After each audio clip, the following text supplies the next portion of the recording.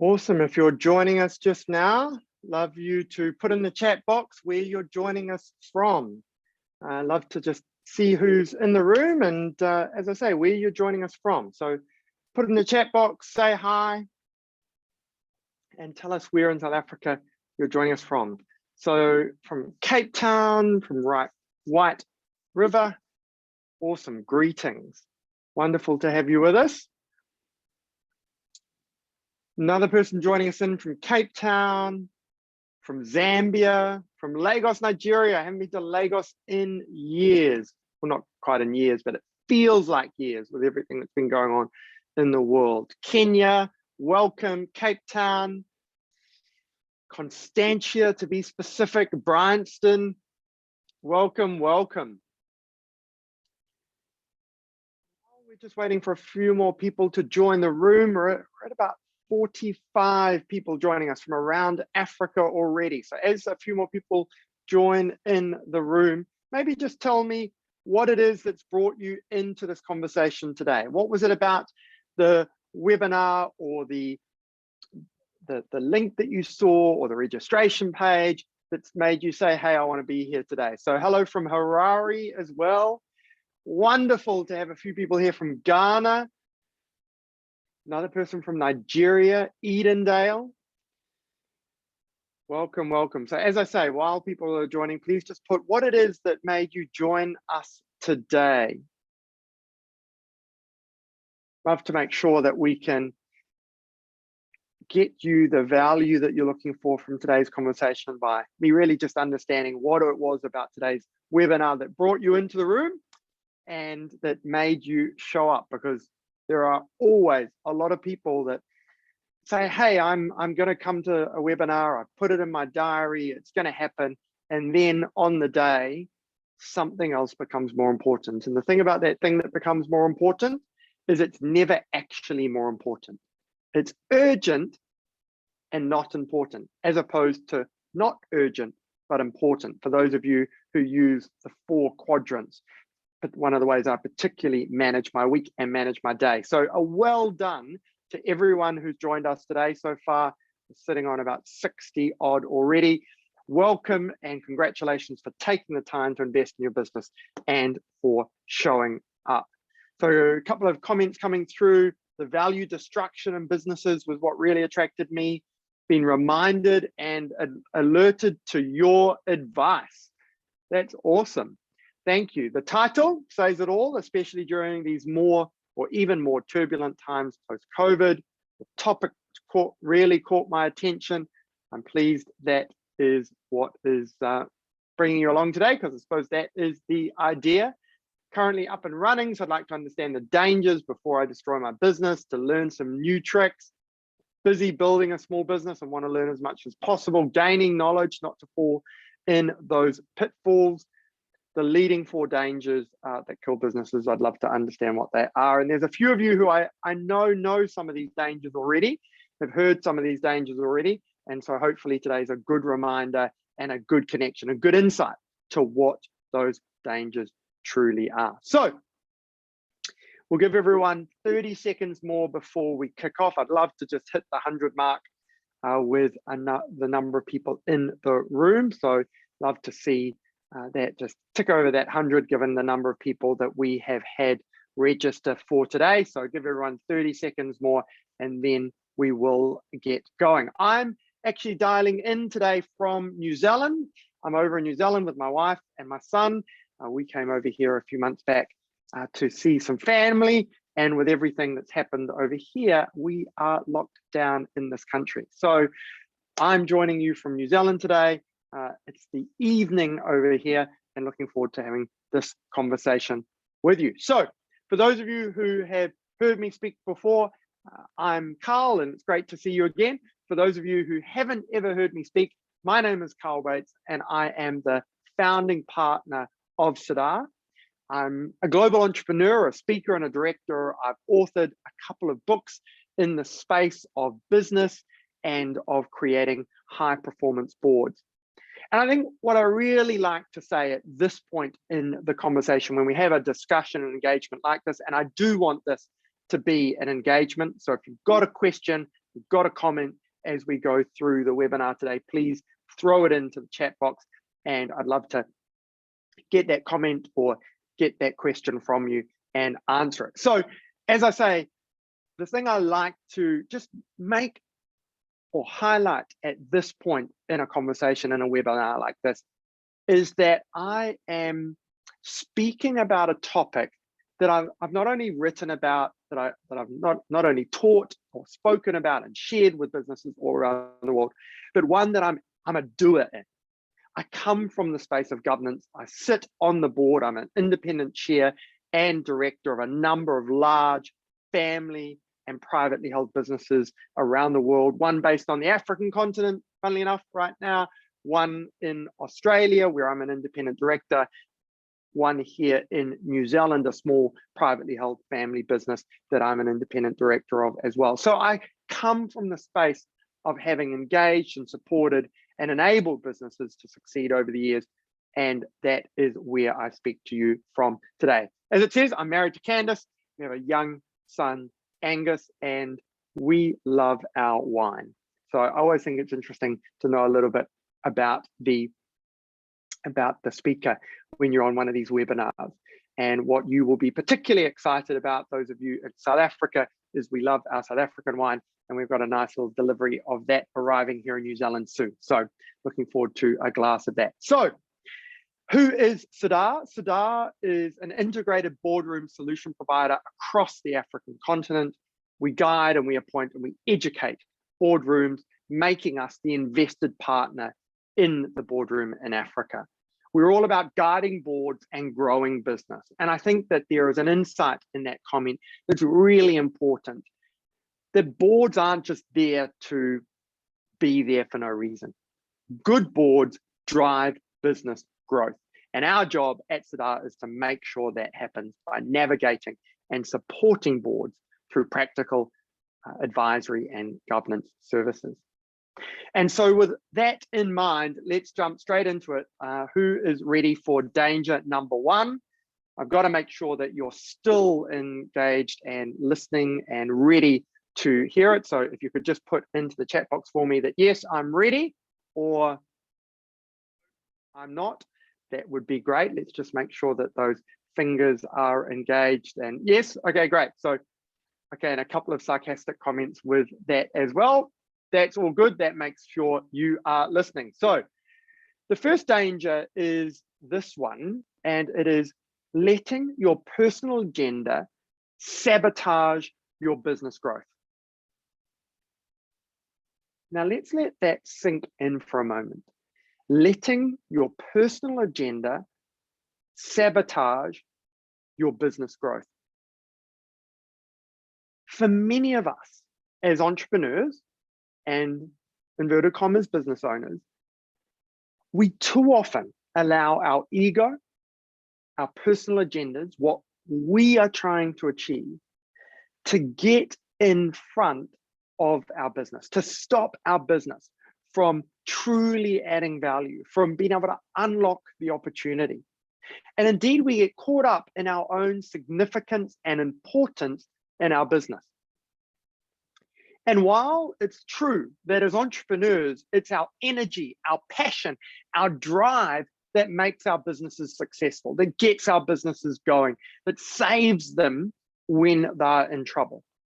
When that energy and that passion and that drive, when that energy, that passion, can you not, someone's asking, can I share the slide I'm on? Can you not see the slide? Can I just check in? Can everyone see the slide? If you can just put in the chat box for me, please. Yes. Yep. Great. Okay. So there's a whole lot of people that can see it. So for those of you who are just commenting about not being able to see the slide, it is possibly a error on your side, but most people are saying here that they can see the slide. So I'm going to take the view that everyone can see it. Great. So what is it that this danger brings, this letting your personal ego get caught up and sabotage your business? It's all about this idea that I'm too smart to fail. I'm too smart to take advice. I'm too smart to need to listen and learn from others. Indeed, this idea of inflated self-confidence blocks any chance of real and sustainable business success. It's scary, really, when you think about that, because you might even be sitting here and going, no, I'm not one of those people. I don't say things like this.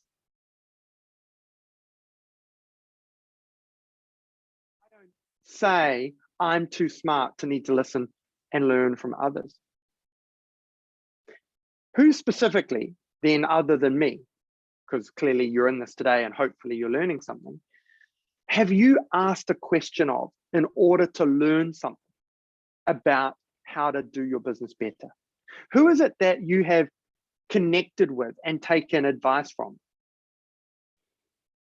And maybe if I push that a little bit further, why is it that you are the top dog in your business? For those of you who are entrepreneurs, or what we would call shareholder managers in your organization, who do you report to? Who is it that holds you accountable? See, letting go of the personal attachment that you have in your business or to your business, and understanding the critical difference between this idea that we call a craft and an enterprise is fundamental to letting go of the personal attachment you have that is sabotaging your business. You see, it's about moving from a business that's about you, your skill, and your ability, the idea of craftsmanship, to this idea of entrepreneurship, this idea of enterprise, this idea of creating something that is separate and distinct from you. See, too many of us as entrepreneurs, as business owners, and I get it, I'm a business owner as well, I'm an entrepreneur as well, I have this challenge as well. I think it's a little bit like a virus. You can get rid of the virus, but those antibodies are still in your body, and every now and then they pop back up and they can flare back up. And I think this sort of challenge, this danger, is a little bit like that in our business lives. We can think we're doing well and we're on the journey of enterprise, but then we fall back in to craftsmanship, to craftspersonship. And so I think a really good way of creating this distinction is to look at this picture. On the left-hand side, we have the quintessential picture of a craft, a business based around the passion of, in this particular case, these two individuals. On the right-hand side, we have an enterprise. We have a business we all know around the world as McDonald's. Now, without debating the quality of the food or the experience or any of those things right now, because different people have different tastes and engagements, the point is that the left-hand side picture relies on the engagement, the confidence, the trust, the wanting to be part of it of the two individuals, the craftsman and the craftswoman. Whereas that right-hand side business is so disconnected now from the founder that it is a true enterprise. It's built and run and lives on its underlying reason for being. And so when you think about your own business, on a scale of 1 to 10, I'd love you to put this in the chat box when I've asked the question, so get ready. On a scale of 1 to 10, 1 being I'm absolutely a craft. My business is about me, my skill, my ability, my understanding. If I wasn't here, it would fail. And on 10, we're absolutely an enterprise. When I walk into the office, someone asks who I am. In other words, most of the organizations don't even know that you are the person who owns the shares or runs the business. On a scale of 1 to 10, 1 being pure craftsmanship and 10 being enterprise, full blown, where do you sit? So if you're the entrepreneur or the business owner, where do you sit on that? And if your business or the business you work in, you aren't the owner, there's someone else who owns it or runs it, put in the chat box where you think that person is on that scale of 1 to 10. So a couple of people coming through with the 8s, well done to you. A few people sitting around the 6s, a couple of people sitting around that mid-level of a 5, a few more 8s coming through. Someone saying they're a 2, so that's a good honest assessment about their own positioning. Another couple of 2s coming through. Okay, that's interesting. So I think the process here is, while I've described it as a scale, these are 2 fundamentally different games. And you can actually do really well at craftsman or craftswomanship. And the example I always talk about in that category is Oprah Winfrey, who I think is one of the best examples of a successful craftswoman on the planet. She knows her craft of being a talk show host, and she knows how to maximize her hourly rate. That is the key part of being a craft, maximizing your hourly rate so you can bank as much money as you can. So the day you retire, you've got enough money to retire on. That is essentially the game rule of craftsmanship, being an expert at your skill and getting paid well on a per hourly basis to do it. Where enterprise is about building a business, building something that is separate and distinct from you. And we describe this in craft versus enterprise in what we call the laws of extreme business success, the book I wrote about 10 years ago, talking about entrepreneurship and the way entrepreneurs became successful.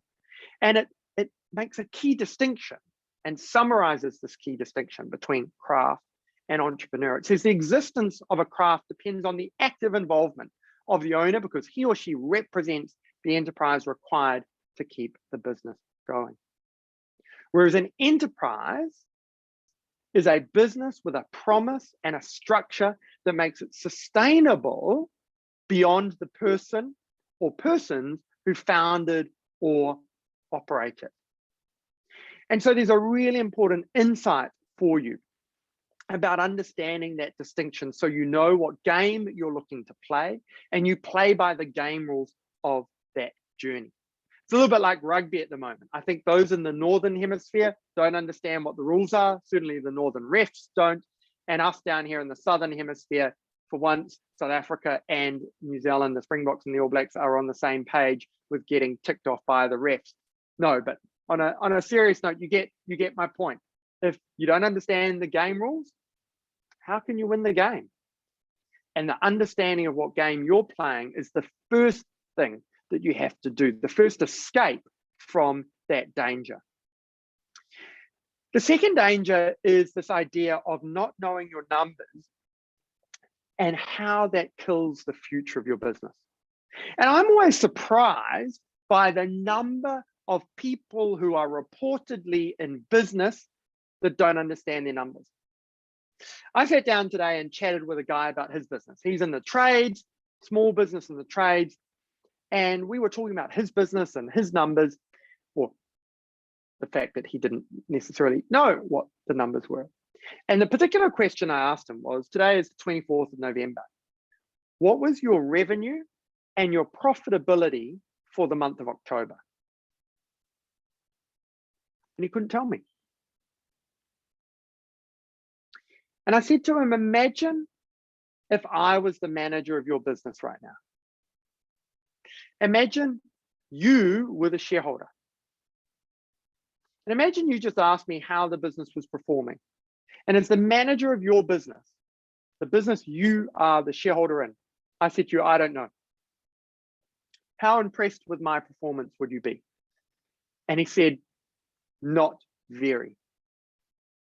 I think what's interesting for me is how when we disconnect our businesses from ourselves, we seem to take a different opinion or a different perspective, or have a different expectation on what the management team know about the performance of the business.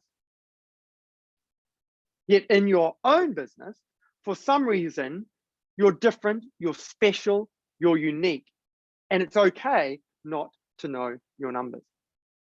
And we know the number, ironically, of the percentage of businesses that fail. We know that something like 80% of businesses, depending on what piece of research you want to look at, fail within the first 5 years of business. Most research has it at a higher percentage than that. And we know that above 90, 95% of businesses fail within the first 10 years of business. So we know that number, but so many of us don't know the numbers that drive the life of our business on a daily basis. And this stems from the danger of being too close to the business and believing so strongly in it that leads to this blurred reality. So I'd love it for you to put into the chat box for me. Are you someone that knows the numbers of your business? Or are you someone that is disconnected and has a belief in the way your business is going, but you don't actually use the numbers to check that or test that on a regular basis? So you take a moment to throw in the chat box. So that's a very honest first off statement, disconnected in capital letters. Well, that gives you a first sense of where that person's at in relation to their business. Someone saying they're connected, another few people saying disconnected, someone here saying absolutely disconnected. So if you're disconnected from the reality of the numbers in your business, how are you ever going to ensure your business is successful? How are you ever going to ensure that you are testing the decisions that you make? It's interesting, this idea of understanding numbers and where this comes from. I believe that so many of us as business owners and entrepreneurs don't understand the numbers of our own business because we treat it a little bit more like a baby or a family member. Our emotional connection to our own business is different. And that's why there's so much emotion around things like money and cash flow and financing of our own businesses. In the good old days, when I used to stand on a stage and have this conversation in front of 145, 200, 300 faces in the audience, as opposed to a little icon that says there's 100 of you in the room, I would do this little exercise. So I'd love you to do this exercise virtually with me right now. If you'd like to, you can join in the chat box by saying hand up or hand down when I ask these questions as well. But I'd really love it for you, just so I can imagine you standing behind the computer, sitting behind the computer, engaged in this webinar, doing this little exercise, hopefully fully clothed. You know, we have seen some people join these webinars that have got their cameras on at the wrong moments at the wrong times.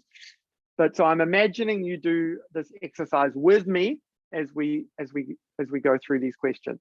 So the first question is, have you or do you own rental property? So I'd like you to put your hand up if you have owned or do own rental property. And I ask this question because when I ask a room full of entrepreneurs, have they or do they own rental property, there's a big correlation between people being in business and having or owning or having owned rental property. It's a little bit like if you're in business, you've been involved in owning rental property. There's a high correlation between these two things. Funnily enough, around the world, I've seen this phenomenon. So if I was in a room, let's say of 100 people, at this point, if there were 100 people in business, I would have about 80 people with their hands up. So I'm getting a little bit of a virtual hand up. Well done for those of you who have worked out to put the hand up icon into the chat box as well. So these virtual hands up. Now, what I would say is keep your hand up if you've owned it, as you've said you have, so you've got your hand up. Keep your hand up if you know how much you paid for the property. And of that 80 people who own or have owned property, 79 people would be having their hands up right now. Most people know how much they paid for the property or can think of one of the properties and know what they paid for. Then if I said to you, keep your hand up if you know the interest rate you're paying on the mortgage or the bond, or if you did have a mortgage or a bond, keep your hand up. And so there's a couple of people who are playing along here. Thanks very much for putting their hands up and showing me they're still up. And again, at this point, 79 people would probably drop to about 75. So I'd have 75 people who were landlords or are currently landlords, know how much they paid for the property, and know the interest rate that they were paying or paid on that mortgage or that bond. And the last question I would ask is, how much are you earning from the property on a monthly or a weekly basis? And of those 75 people, 74 would have their hands up. In other words, great, thanks guys, you can put your hands down now. In other words, people would know how much the numbers were related to the rental properties. If I then said to that room of 100 people, put your hand up if you know the value of your business today and the return that you are getting or will get on your investment in your own business, put your hand up. And of the 100 people in the room, self-claimed entrepreneurs and small business owners, I'd get about 10 hands up. And the point I'm making is that people know more about their investment in their rental properties than they do about their investment in their own businesses, because we treat our investment in our own business different. We think it's special and unique and it's different. And the key here, the escape route to this danger, is to treat your investment in your business exactly the same way you would treat an investment in any other company. And until you do that, you won't create what we call extreme business success. Yulisa from the People's Fund, the COO and one of the founding entrepreneurs behind the People's Fund in South Africa, said it has been invaluable to see what was lacking in our board was a deep financial understanding. There has been a great improvement in terms of proper financial reporting and financial management as a result of the analysis which the board brought in terms of the levers to make the business more profitable. If you are in this webinar and you're disconnected from your numbers, or you're connected but you're not using them to the fullest degree, and while you might know the numbers, so many people don't sit down and go, what's the value of our business? What's the return we're getting on the investment we have in our own business? So many entrepreneurs don't, as it says here in the law of shareholder wealth creation, treat their investment in their own business exactly the same way they would treat an investment in any other company. So I just want to do a check-in here. Is this making sense so far? So I want to get a comment from all of you. So please do take a moment, just because I want to check in and make sure that you're with me, that I haven't lost you. So put a comment in the chat box. Carl, I'm with you. Yep, I understand. Or you've lost me completely. Love to just check in with everyone that's with me and that you're understanding as well. Gotcha. I like that, Bertie. Thanks for that. Love it when someone's got a little bit of engagement like that. Makes a lot of sense, but often the lack of knowledge is due to ease of access to the information. True. And I think a big part of that's about prioritizing it and making sure that as a entrepreneur or as a shareholder manager, that you are prioritizing these things, because if you're not, how are you going to build that thing we call an enterprise? And so really, I suppose, speaks to that point. So danger number 3, and I don't know why it's doing this. Here we go. Danger number 3, believing that business owner is an actual title. Let that sink in for a moment. There's probably a couple of you who thinks this guy is mad. Believing business owner is an actual title. I'm sure there's a couple of you, and I'd like you to be honest about this and say, put in the chat box, you're talking to me. I'm sure there's some of you that are going, absolutely, I'm a business owner. I tell people I'm a business owner all the time. Business owner is absolutely a title. If I'm speaking to you right now, put in the chat box, Carl, you're talking to me. If you are one of these people that calls themselves a business owner, and you think when I've put up on the screen there, believing business owner is an actual title, that I'm mad, I'd love to know that I'm talking to you. So throw that in there. If you're not quite ready to acknowledge that or say that, also that is fine. I'll give you a little bit about why I say this.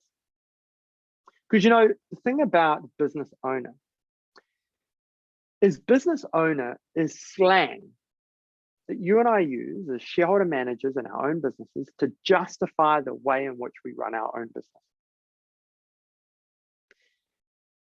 Business owner is slang that small business owners, inverted commas, use to justify the way in which they run their own business. Believing you're a small business owner is actually what ultimately keeps you small. Because business owner isn't a title. Business owner isn't in any legislation in South Africa, let alone anywhere in the world. Business owner isn't a title. Yes, you might be one of these people that says, I do everything around here. This is my business. It's my money. I'm the one with all the risk. Yes, as a business owner, I get caught saying this from time to time. The challenge with being a business owner or thinking that you're a business owner is that sort of thinking captures you into a cycle, of thinking because it's your business, you're the one with the best decisions. It drives a emotional engagement with money that's fairly challenging, and it reinforces that emotional engagement with money. But at the core of believing that you're a business owner and thinking that you're a business owner does to your business is that it means that you don't think about or understand what we call the three hats, the three different hats of business that you've got to keep separate and distinct in order to be truly successful in business. And it's only when you understand these hats and you wear these hats differently and appropriately at the right time that you truly can create value for your business.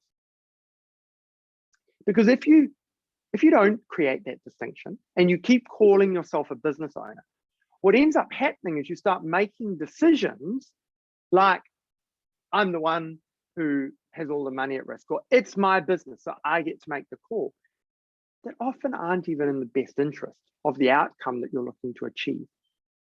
And so the three hats of business, the distinction between the role you have of shareholder, the role you have as a director, and the role that you have as a manager are critical to your success as what we would call a shareholder manager. Each of these hats has quite a different and quite a distinct function for your business. Why I say that there's no such thing as a titled business owner is because literally you're not called a business holder. We call it a business owner, which is clearly wrong because it's not called a share owner, it's called a shareholder. A shareholder is someone who holds a bundle of rights in relation to your business, the right to buy and sell the shares, the right to receive a dividend, the right to liquidate the company if it's not performing, and indeed the right to get a dividend on the money you're investing into your business or into the business. And so if you're not thinking about that role as a shareholder, if you're not thinking about that return on investment as the shareholder in your business, who is? And who is ensuring that you're looking at how you can build a successful business that has value separate and distinct from you? The role of the manager is the person who does the job, who makes things happen in the business. And I often hear business owners say, yeah, but there's no one else in the business that can do what I do. Well, that's a little bit of a truism, really. Because if you think about it in any company, if you're the if you are probably as the manager of your own business, you are the cheap manager because you might not, or highly likely not to be paying yourself as much as you'd have to pay someone else to do the same job. So Freudian slip there. But the point I was actually going to make is, if you are the chief technical engineer, a business only has one chief technical engineer.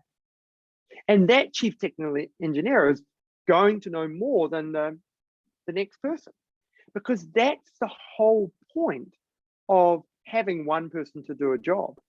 And when a shareholder manager looks at their manager hat and understands that they're filling a managerial function, when they think about not being there, you've got to think about who could I appoint or employ if I wasn't in this role, or who could the business appoint or employ to do this job, and what would it cost us to do that?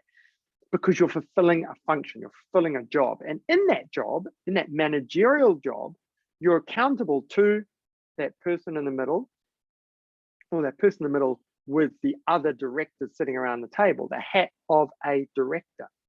The role of a director, or the role of the directors, plural, is to govern the business in the best interest of the business. So when you, as a shareholder, as a business owner, say, this business is mine, it's my money at risk, it's my opportunity, you're actually confusing the fact that because you put the money at risk, you get the right to make the decision. It's the directors that actually have unlimited risk in a business, not shareholders. Shareholders' risk is limited. A director's risk is unlimited. And the role of the board is to guide the business, to make those decisions for the business and in the best interest of the business, to ensure the shareholder gets a return on investment, yes, but also, and most critically, that the business delivers on its promise. And part of that job is holding management and whoever that manager is accountable for the performance of the business.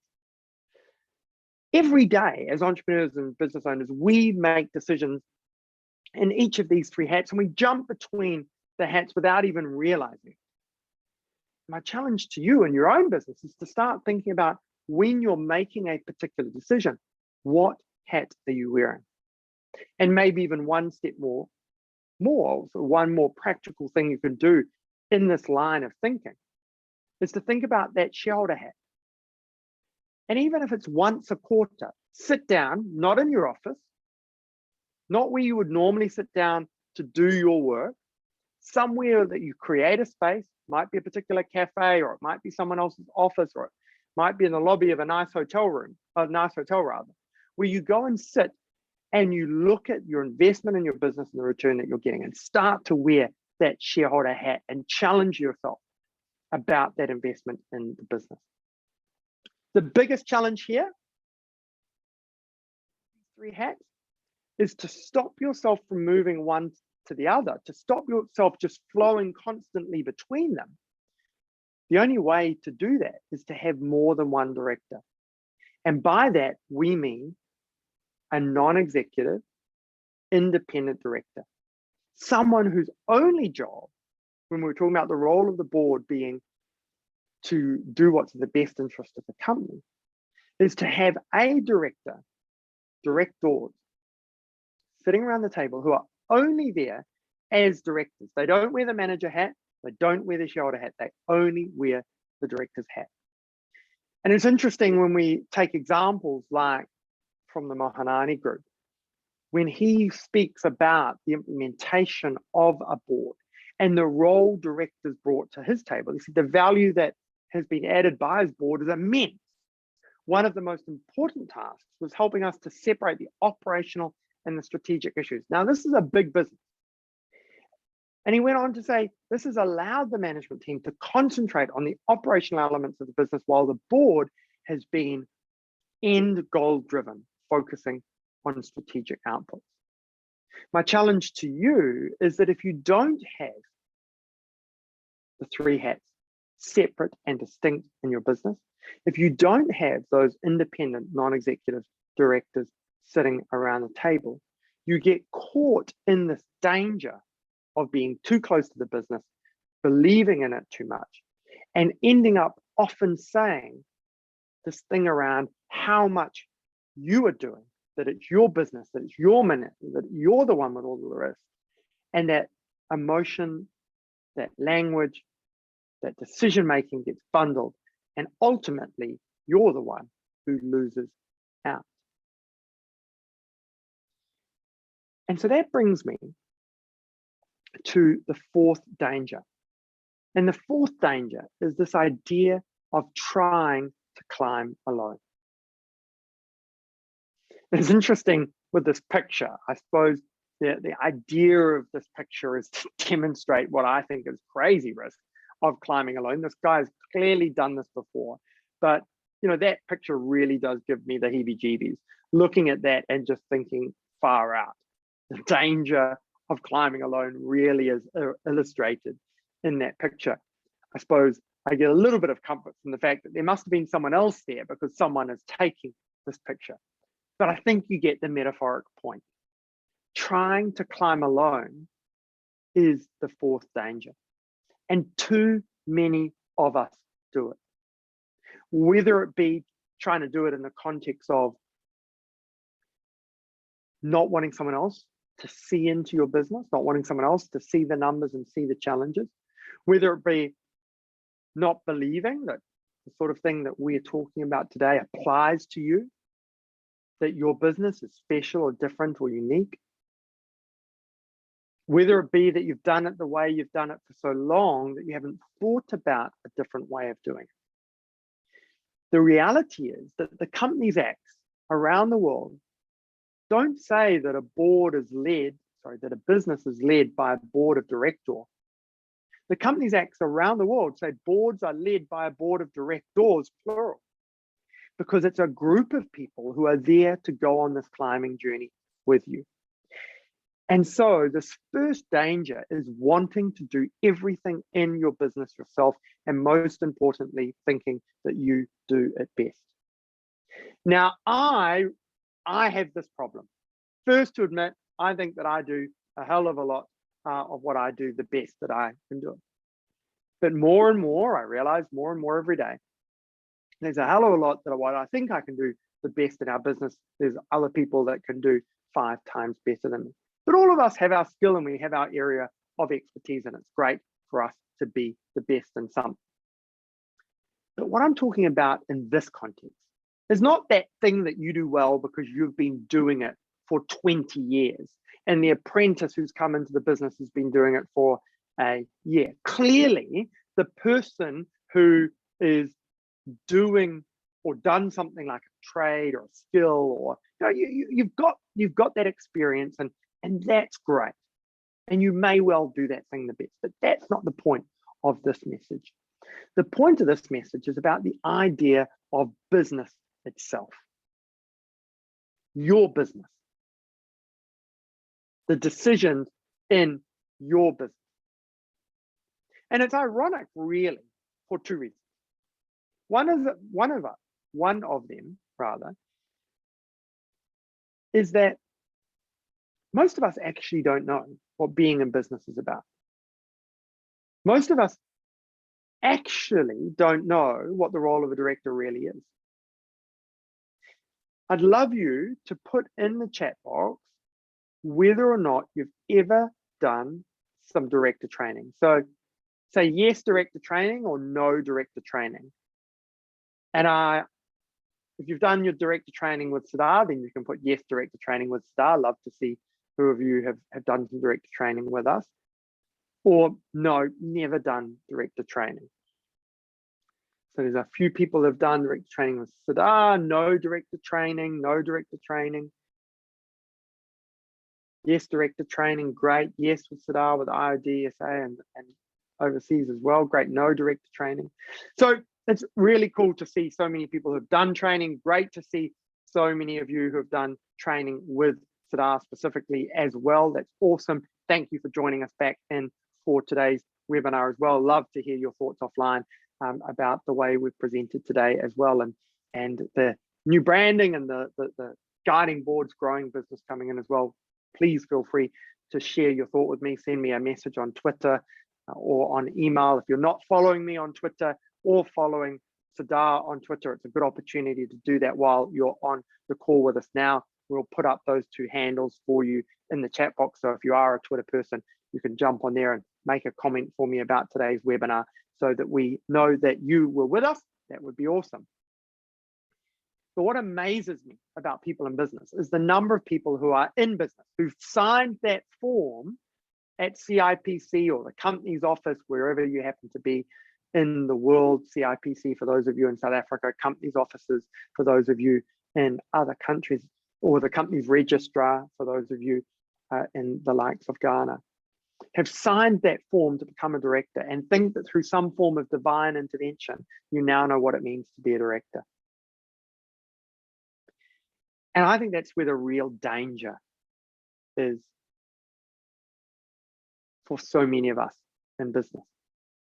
You see, I started out this journey of understanding the idea of boards and thinking about the role of boards because I've been watching my dad in business for so many years.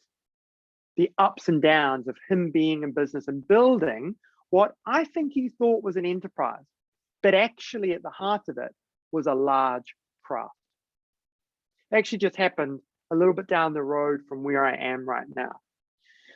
And I decided that starting to train people and teach people about the role of the boards, and actually I wrote the book, The Laws of Extreme Business Success. I made the decision to write that book when Dad still had his business, because I was trying to find ways of helping my dad understand the value of some of these things to businesses. He was in a plumbing firm, he had a large plumbing firm. He was a great plumber, roofer, gas fitter, all of those great things. That was his skill and that was his trade and that was his background. And so many of us have a skill, a trade, a background, but it's not business per se. We're by default in business. We're by default a director. And Dad hadn't done any director training.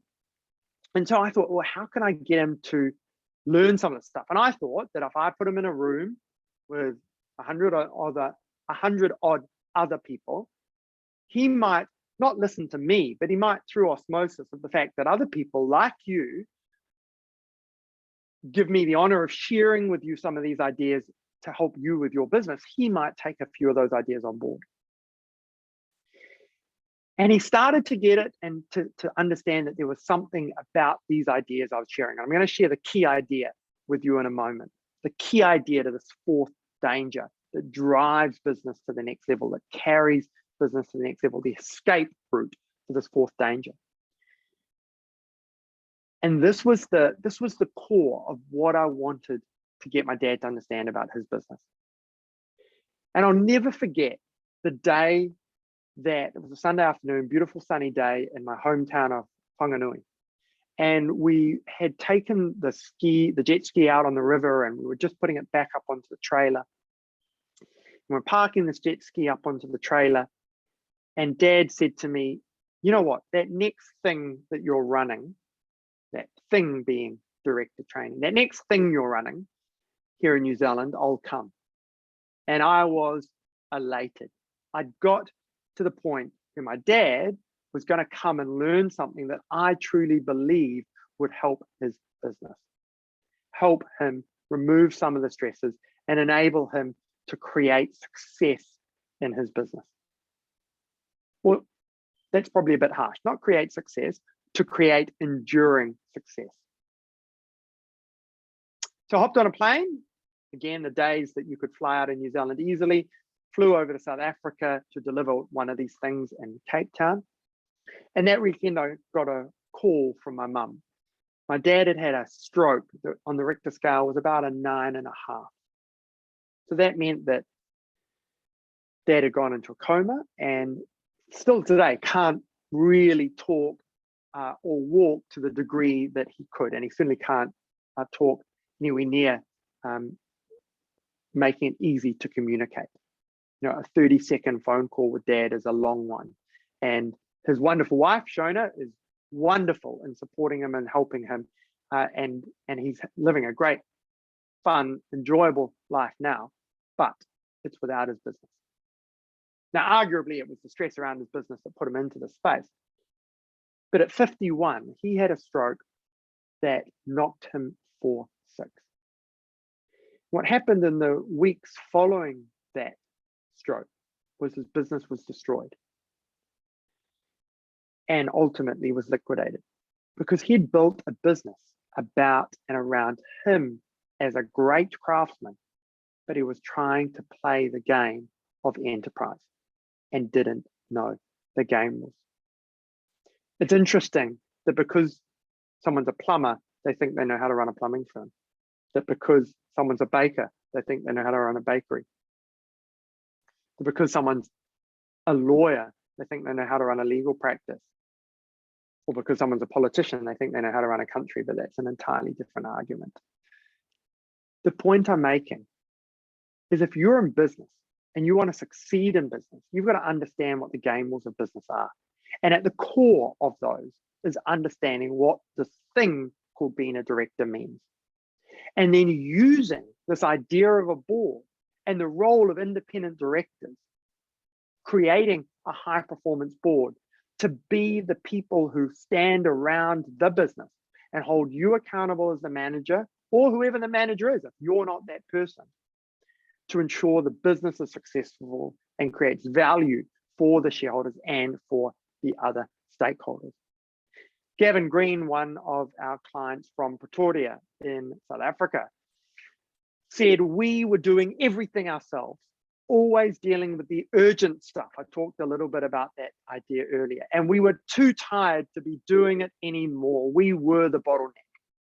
It says by appointing non-executive directors, we were able to focus on what they were best at and enjoy a massive turnaround in business. Their profits went up 50-fold, turnover increased by 44%, and Gavin started working just 30 hours a week compared to 50 previously. If you want to read the full case study, it's on our website.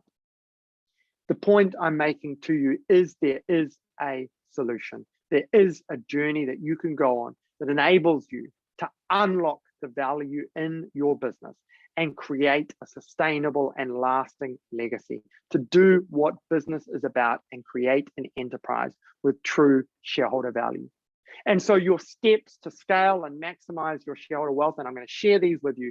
I'm then going to take some questions, and then I'm going to share a free gift for those of you, if it's okay by you, I'm going to share this gift with you for you to download an ebook that helps those of you who want to learn a little bit more about this understand it. And that's going to be my free gift to you. So I'm going to share these 4 steps with you, going to take some questions, and then for those of you who are still with us at the end, I'm going to share that complimentary ebook with you. So first step, decide to wear the 3 hats separately in relation to your investment in your own business. Understand your role as a shareholder, a director, and a manager, and create that distinction in your business. Appoint a board with independent, non-executive directors. And don't think that you're too small or too big to do this. It's not about the size that you are at today. It's about where you're wanting to go. It's not about appointing a director who's a director of a listed company and having to pay them hundreds of thousands of dollars. It's about appointing a director appropriate to the size and context of your business today and getting value from them. And I share a little bit about that in the ebook and the journey that follows that ebook. Implement a process that ensures that your new board operates as a high performance one. We haven't even had time to unlock this idea today and get into this. But this is about the idea that don't just walk out of this webinar and ring up a couple of mates and put a board together and get going. That's a little bit like hearing about the online accounting software called Xero and going home and trying to create a Xero product using paper and an abacus. There is a process and methodology for creating a true high performance board. And I want to make sure that you get the opportunity to understand that. And then step into a new way of leading and understanding that implementing a board is not a program, it is a process. This is not something you do for a season and then stop. A board is part of the journey for all successful businesses. And we want your business to be one of those successful businesses. So on that note, and before I share our free gift with you, if you've got a question that you want to ask, now is the time. I've got time for a couple of questions. So please throw in the chat box a question on any of what I've shared so far today. So if you've got a question that you want to ask, now is the opportunity. I'll take a couple of questions before I share that final opportunity with you.